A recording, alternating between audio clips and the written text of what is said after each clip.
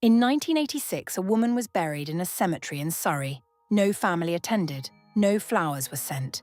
Her grave was marked with a plastic tag, just a number, 276. Her name was Nerissa Bowes Lyon. She was the Queen Mother's niece, and for decades the family told the world she was already dead. Recap. In part 1, we uncovered the steel behind the Queen Mother's famous charm, the lifelong grudge against Wallis Simpson, the quiet power she wielded behind palace doors, the calculation beneath every wave and every smile. But that was politics. That was strategy.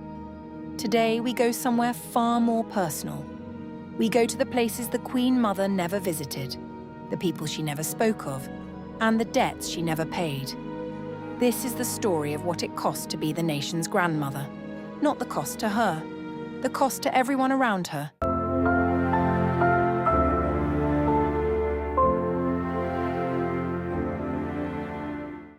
The unvisited nieces.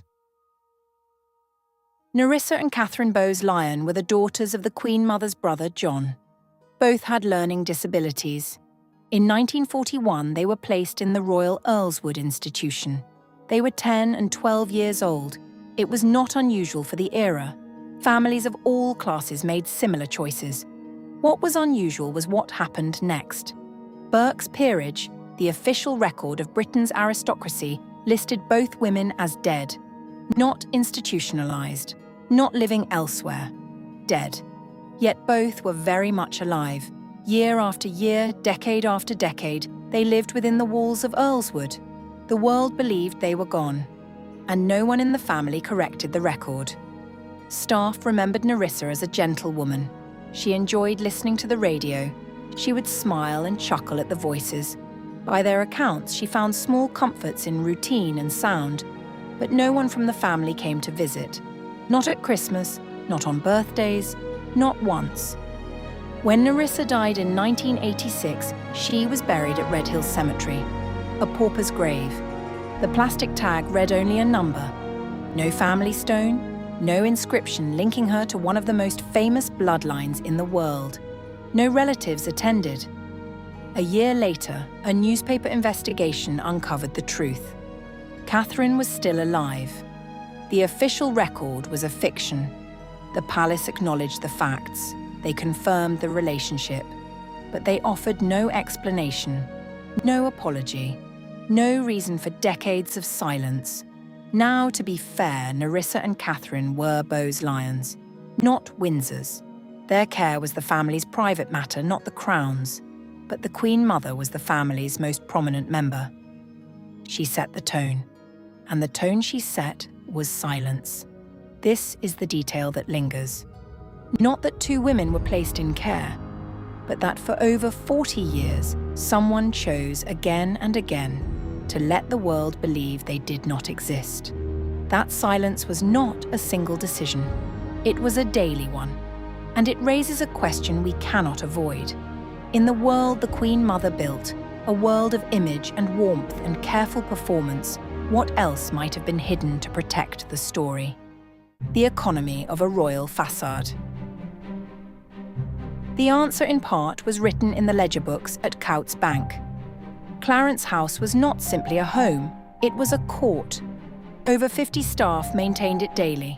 The Queen Mother hosted luncheons and dinners for a dozen or more guests, sometimes several times a week. Her preferred dishes were exacting.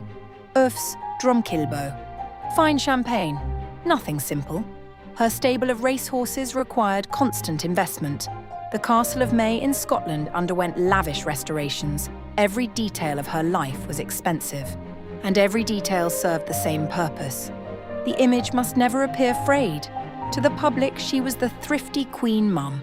Sensible hats and pearls, wartime resilience made flesh. But behind that image, her overdraft at Coutts quietly swelled.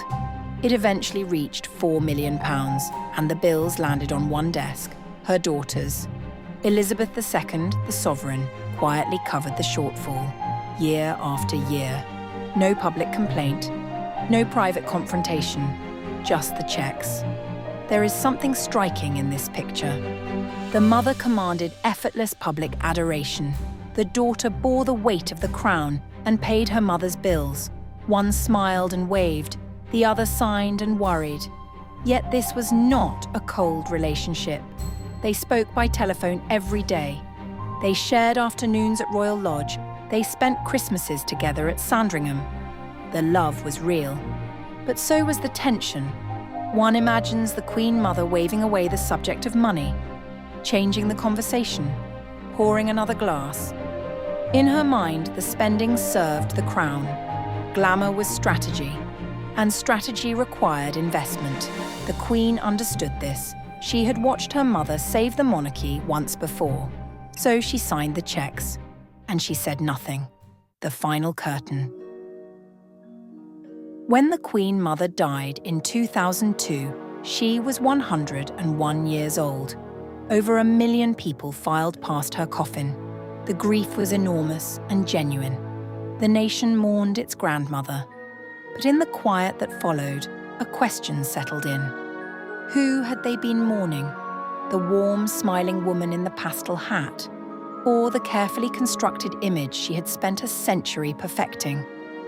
Perhaps the answer is that there was never a difference.